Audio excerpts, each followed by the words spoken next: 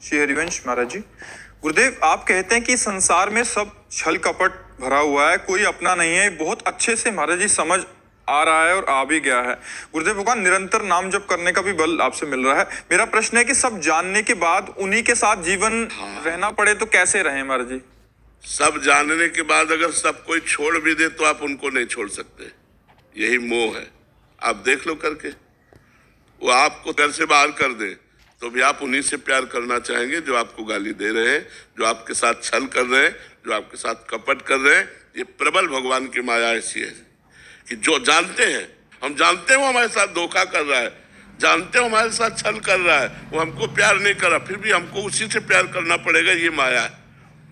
मन हटा करके हम भगवान में नहीं लगा सकते, और भगवान में लगाए तो एक एक की चाल समझ में आ रही। तो यहाँ पाए जान जगत में सब जन कपटी कुटिल कलयुगी टंचु। कलयुग का प्रभाव, कपट, छल, ये सब चल रहा है, लेकिन हट नहीं सकते, वहीं जीना पड़ेगा, हट नहीं सकते। तो उनमें भगवत भाव करके जिया जाए। मेरे भगवान इस रूप में आए, मेरे भगवान है तो बच सकते हो, नहीं है बिल्कुल ड्रामा, बिल्कुल छल कपट, कोई प्यार नहीं करता। अपनी वासनाओं की पूर्ति तक तो प्यार का नाटक चलेगा, और जिस दिन वासनाओं की पूर्ति नहीं होगी, प्रतिकूलता होगी, तो कोई प्यार करने वाला नहीं मिलेगा। आप सच्ची मान लीजिए। इसलिए भगवान से जुड़िए, राधा राधा नाम जप कीजिए, सब में भगवत भावना कीजिए। तुम्हारे साथ कोई छल करे करने दो, तुम छल मत करना। तुम्हारे साथ कोई कपट करे करने दो, तुम कपट मत करना, तो तुम भगवान के लाडले हो जाओगे। और जिस पर भगवान की कृपा होती, सब सुख उसके सामने होते हैं। इसलिए भगवान का चिंतन करो, भगवान का आश्रय लो, भगवान से प्यार करो। कभी कभी लगता है कि सहन नहीं हो रही है चीजें, कभी कभी लगता है कि अब सहन नहीं हो रहा। ऐसा इसलिए लगता है आपने भगवान को अपना नहीं माना। नहीं, भगवान को अपना मानने पर हर कुछ सहन करने की सामर्थ्य होती है, सब कुछ सहन करने की। पूरा जीवन हो गया, एक दोस्त नहीं बनाया, हमारा एक भी दोस्त नहीं पूरी सृष्टि में, तो दुश्मन का तो सवाल नहीं उठता। अकेला पूरा जीवन रहा हूं, आज भी अकेला ही हूं।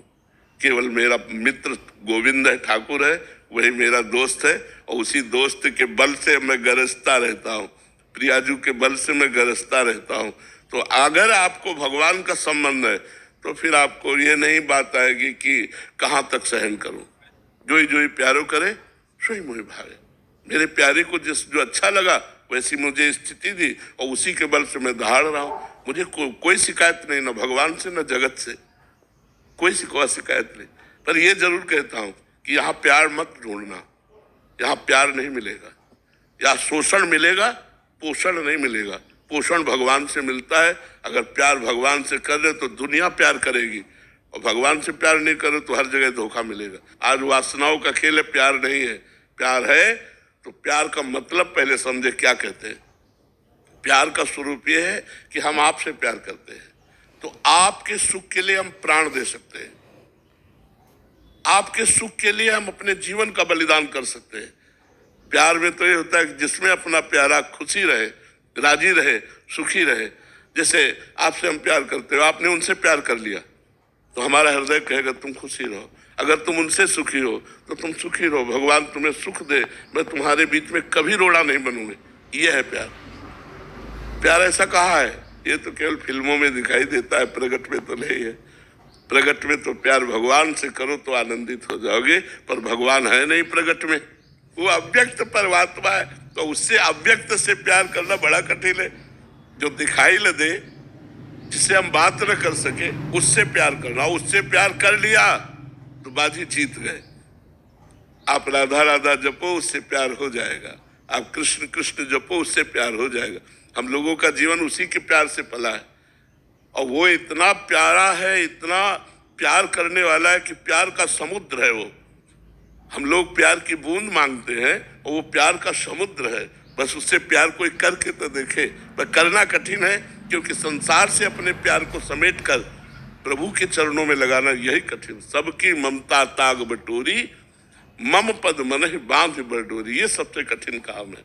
और ये हो जाए तो साथ खेलता है परमात्मा, साथ खेलता है। अब हम लोग कदम कदम पर उसका प्यार, उसका दुलार, उसका संकेत, उसके इशारे सब जानते हैं। इस समय मेरे प्रभु का ये इशारा है, तुरंत वैसे ही हो गए जैसे प्रभु का इशारा है। मेरे प्रभु हर समय विराजमान है, मेरे सामने विराजमान है।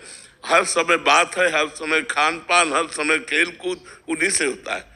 अब ये बातें केवल बातों से नहीं होगा, जब हम साधना करेंगे तब समझ में आएगा।